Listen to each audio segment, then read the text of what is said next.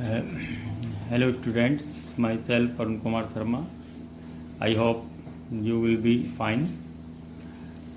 Today we will resume the theme 3, an empire across the three continents, Roman Empire, between 27 BCE to 7th century. Today's first topic is, what do you think about the importance of Latin and Greek language in Roman Empire?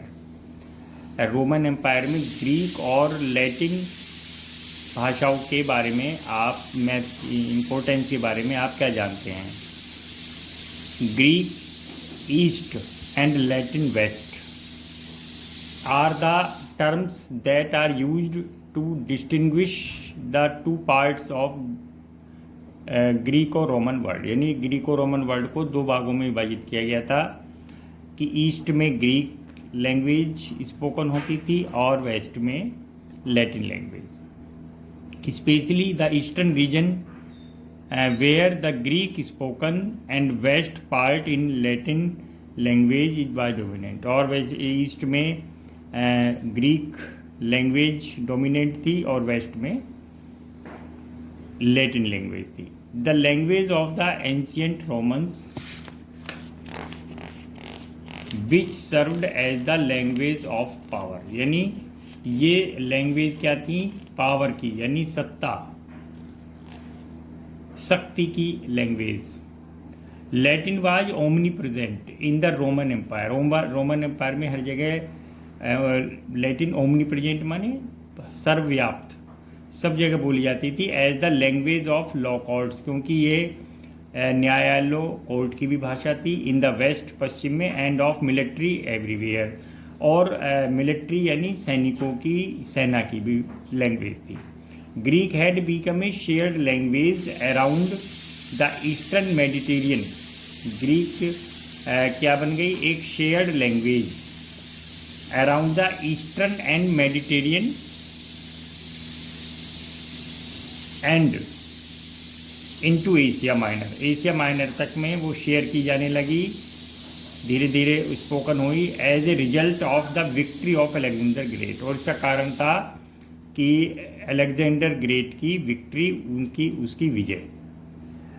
Educated Romans ruling elites, यानी जो शासक थे अभिजात्य वर्ग के,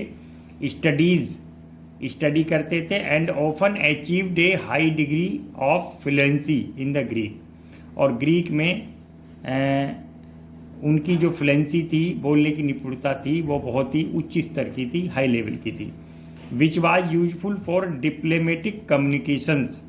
और ये useful थी, diplomatic means जो कूटनीतिक कम्युनिकेशंस, एक दूसरे को मैसेज दिए जाते थे, बातचीत होती थी in east part of Roman empire. Roman empire के ईस्ट पार्ट में इसका डिप्लोमेटिक कम्युनिकेशंस के लिए भी यूज किया जाता था। The use of Greek at international level, जो ग्रीक यूज की जाती थी इंटरनेशनल लेवल पर, was one condition to spread Christianity. और उसका एक कारण भी था इंटरनेशनल पर ग्रीक का कि क्रिश्चियनिटी को स्प्रेड करना, उसको फैलाना। Topic 2, what do you know by Augustus? Explain. Augustus was the founder of Roman Empire and its first emperor, ruling from 27 BCE to 14 CE.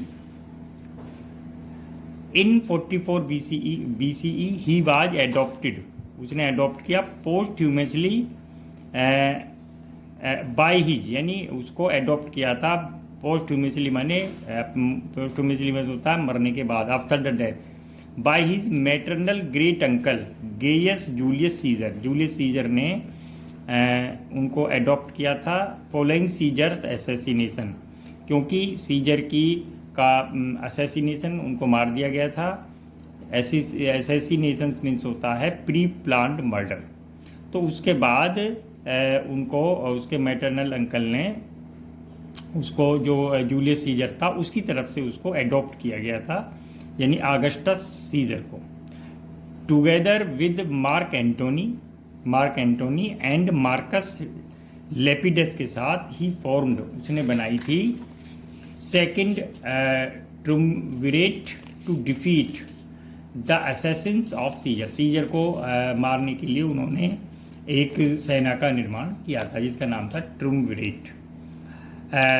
Augustus established a free republic with government power vested in the Roman senate. Augustus ने establish किया था एक free Republic, एक आज़ाद गणतांत्रिक देश जिसमें कि governmental power जो waste थी वो रोमन सीनेट में थी, and the executive magistrate and the legislative assembly. उसमें जो पावर थी सीनेट यानी just like the parliament, and executive magistrate just like the executive यानी high officials, and the legislative assembly.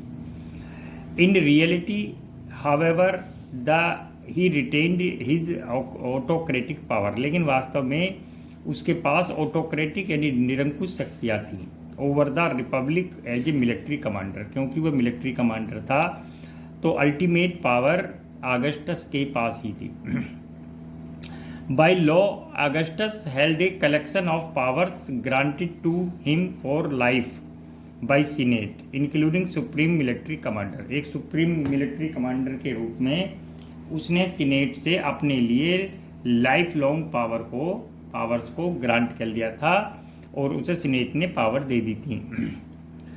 It took several years for Augustus to develop the framework within which a formerly republican state could be led under his rule. और उसको कुछ वर्ष लगे, कुछ समय लगा framework, जितने उसने फ्रेमवर्क तैयार किया कि जिसमें एक फॉर्मली रिपब्लिकन स्टेट उसके रूल के अंतर्गत काम कर सके। ही रिजेक्टेड मोनार्कियल टाइटल्स, उसने जितने भी जो जैसे टाइटल्स होते थे राजा किंग्स को मिलते थे उन्होंने सबको उन्हें रिजेक्ट किया। एंड इंस्टीड कॉल्ड हिमसेल्फ, और उसने कहा अपने आप को प्रिंसेप सिविटेट्स का मतलब first citizen. This resulting constitutional framework known as principate, इसलिए कॉन्स्टिट्यूशनल फ्रेमवर्क को बोला गया principate. The first phase of Roman empire, इसलिए first phase of Roman empire को इसलिए प्रिंसिपेट बोला जाता है क्योंकि अगस्टस ने अपने आप को डिक्लेयर किया था प्रिंसेप्स और सिविटेट्स यानी first citizen, not the monarch और the king. So the first phase of Roman Empire is called Principate. Students, our topic 3 is how was the reign of Augustus by 27 BC. उसका उसका rain कैसा था, मेरा मतलब उसका शासन कैसा था 27 BCE से। The reign of Augustus initiated an era of peace known as the pax Romana means Roman peace, यानी एक पीस शांति का युग विदाउट एनी वार, बिना किसी युद्ध के। Augustus dramatically enlarged the empire, उसने अपने एम्पायर को बहुत अधिक बढ़ा लिया नाटकीय रूप से। अनेक्सिंग इजिप्ट, डालमाटिया, पेनोनिया, नोरिसियम एंड रेशिया जो और जो पीस ऑफ लैंड थे, भूभाग थे, स्टेट थे आसपास, उस पर उसने एनेक्स किया, उस पर सब पर अपना अधिकार कर लिया, कब्जा कर लिया।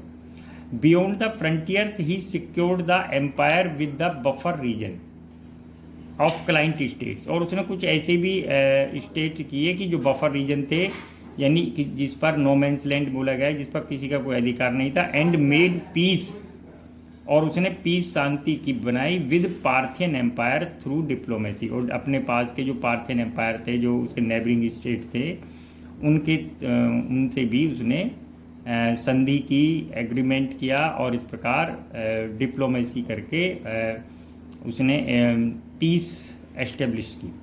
ही performed the Roman system of taxation, उसने टैक्स कैसे लगाए जाएंगे, लोगों से लगान वसूल कैसे किया जाएगा, कर कैसे लिया जाएगा। Developed network of roads with official courier system, सड़कें बनवाई और साथ में ऑफिशियल कोरियर सिस्टम यानी डाक व्यवस्था भी स्थापित की। Established A standing army, created official policy and fire fighting, उसने एक आर्मी स्टैंडिंग आर्मी थी जो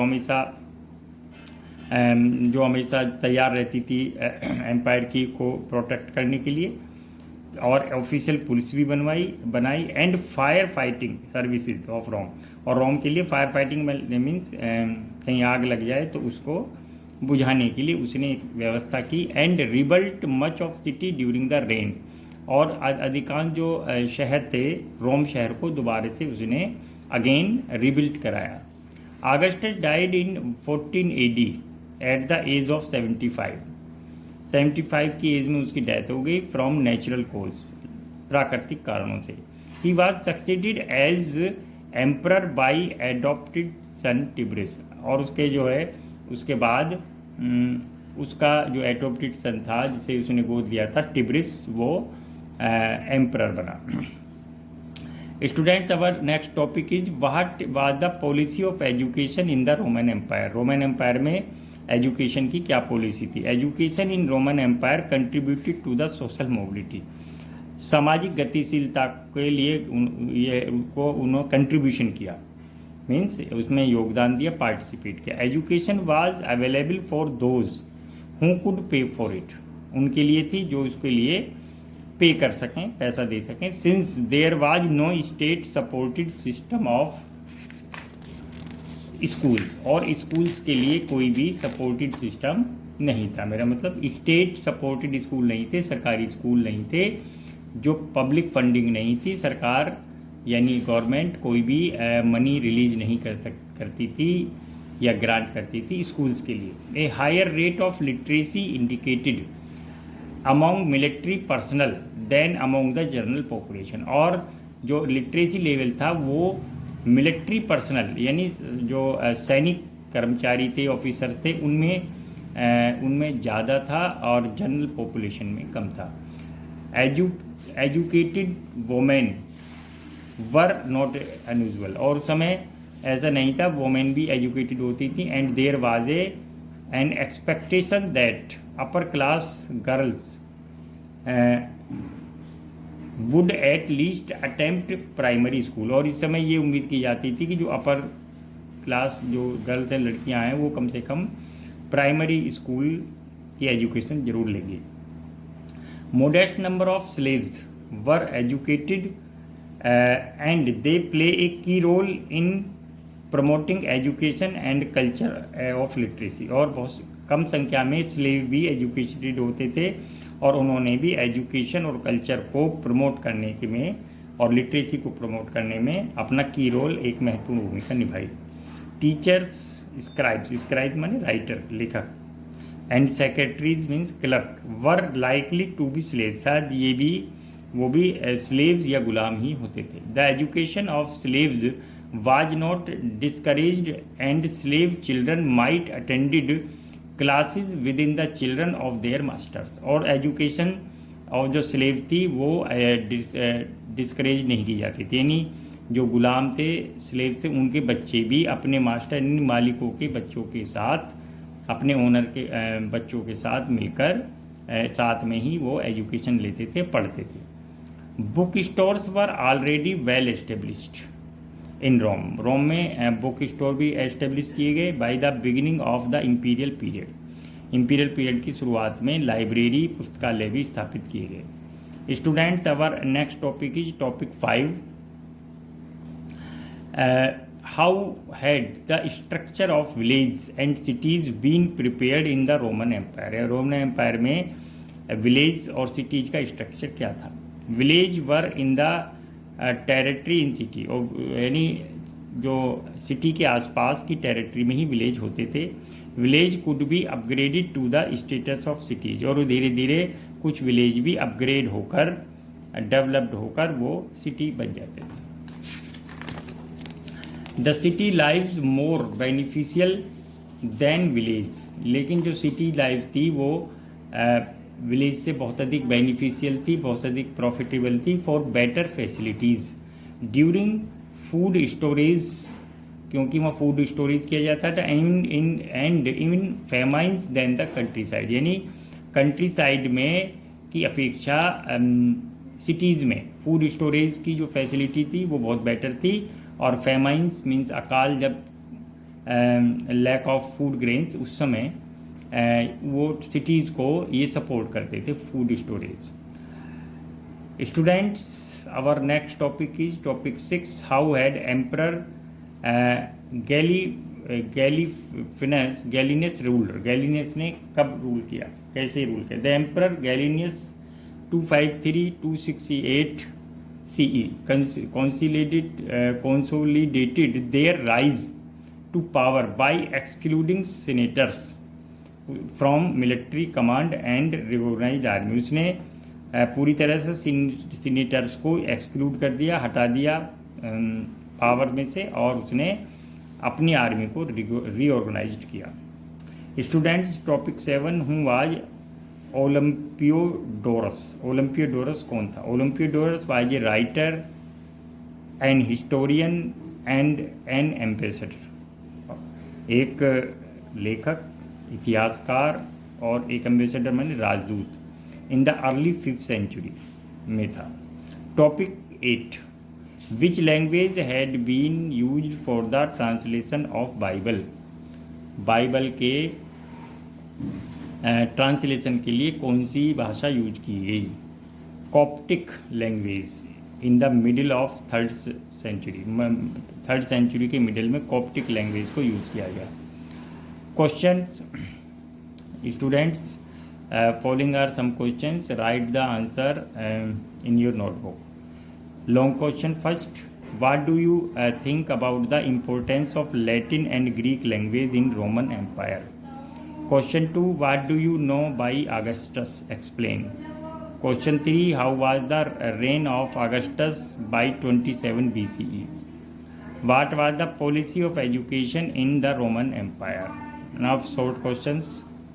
How had the structure of villages and cities been prepared in the Roman